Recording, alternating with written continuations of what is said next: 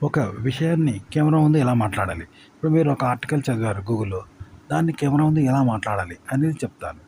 అయితే ఇప్పుడు ఒక వస్తువు ఉంది. చేతిలో వస్తువు నేల మీద పడ్డదనుకో, అది స్వేచ్ఛగా మోగుతుంది కదా!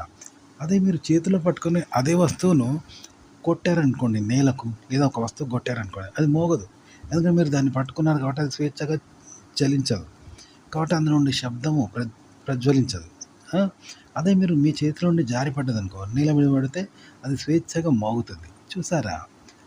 అట్లనే మీరొక విషయాన్ని మాట్లాడాలన్నప్పుడు మీరు, మీరు మీ నోట్లో దాన్ని అణిచివేసుకొని నెగెటివ్‌గా మీరు మాట్లాడితే ఎలా ఉంటుందంటే, చేతిలో ఒక వస్తువుని పట్టుకొని నేల కొట్టినట్టుంటది. ఆ శబ్దం వేరే ఉంటది. కానీ మీ చేతికి అతీతంగా వస్తువు జారి పడ్డదనుకో, అప్పుడు ఆ వస్తువు కంచె మోగినట్టు మోగుతుంది గదా! అందులో మాధుర్యం ఉంటది. అది స్వేచ్ఛగా మోగుతుంది. అందులో మన అణచివేత ఉండదు గదా! అట్లనే మనం మాట్లాడే మాట అణచివేసుకోకూడదు. అణచివేసి మాట్లాడకూడదు. అణచిపెట్టి మాట్లాడకూడదు. మన ఆధీనంలో మాట్లాడకూడదు. మనకు అతీతంగా రావాలి ఆ మాట. మన నుండి అతీతం కావాలి. ఇప్పుడు ఒక పొగ ఉన్నది. సిగరెట్ తాగి పొగ ఊదితే మనకు అతీతంగా అవుతది గదా! ఏదేదో ఆకృతులు ఏర్పడతాయి. అది స్వేచ్ఛగా పోతది గదా! మీరు మాట్లాడుతున్న మాట, పదము, అర్థము, భావము, ఆలోచన మీకు అతీతంగా రావాలి. అంతే తప్ప మీ ఆధీనంలో రావద్దు. మీ ఆధీనంలో ఎంత గొప్పగా చెప్పినా అది వినేవాళ్ళకి మాధుర్యం ఉండదు.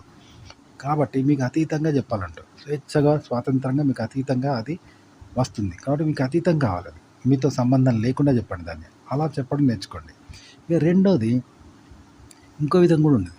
ఇప్పుడు మనం బెజవాడ నుండి హైదరాబాద్ పోవాలంటే ఎట్లా పోతాం? బెజవాడ టు హైదరాబాద్ వెళ్తాం నేరుగా.